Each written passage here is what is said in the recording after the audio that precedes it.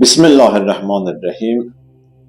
Əziz müsəlmanlar, Qurban Bayramı günündə qurban heyvanının kəsilməsi və onun bölüşdürülməsi barəsində bir neçə şəriətimizin buyurduğu fikirləri sizlərlə bölüşmək istərdim. Qurban Bayramı günündə qurban heyvanının kəsilməsi Qurban Bayramı namazından sonra onun icra olunması tövsiyə edilir. Yəni əvvəl bayram namazı qılınır, ondan sonra isə qurban heyvanı kəsilməlidir. Qurban heyvanı istər fərdi qaydada, yəni tək, istərsə də müştərək, yəni şərikli qaydada kəsilirsə, onun əti 3 hissəyə bölünməlidir. Bir hissəsi heyvan kəsənin və ya ona şərik olanın ailə üzvləri arasında bölünür.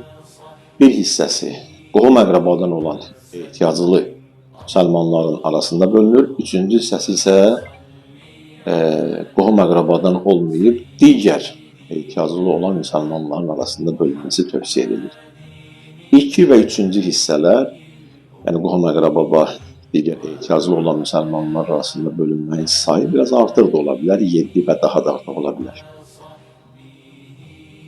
Allah Subhanahu wa Ta'ala bu bayramı bizlər üçün paylaşmaq bayramı qərar verir.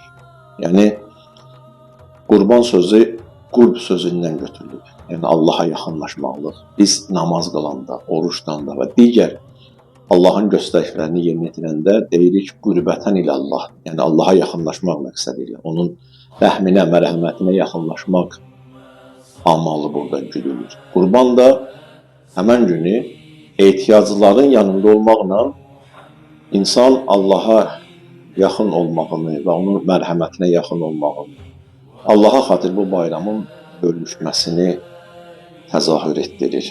Peyğəmbərimiz və məsum imamlarımız bu gündə onların daha çox sevinməsinin sahabələr şahidi olublar ki, onlar bu bayramı bölüşüblər.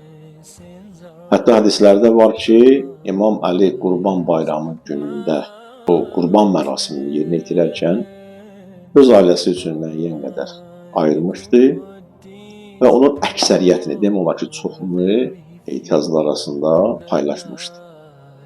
Və onun övladları soruşanda ki, ata, bizə bu qurbandan nə qaldı?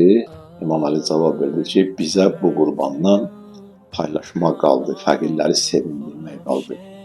Allah Subhanahu wa Ta'ala Quran-ı Kərimdə buyurur ki, kəsdiyiniz heyvanların nə əti, nə qanı Allaha yetməz, sizdən Allaha yetən yalnız və yalnız təqvadır. Həcc surəsinin 37-ci ayəsində Allah buyurur. İnşallah Allah o gün yaxşı əməllərdən qazancımızı bol eləsin. Dualarınızı da bizlər unutmayın. Esselamu aleykum və rəhmətullahi və bərəkatuhu.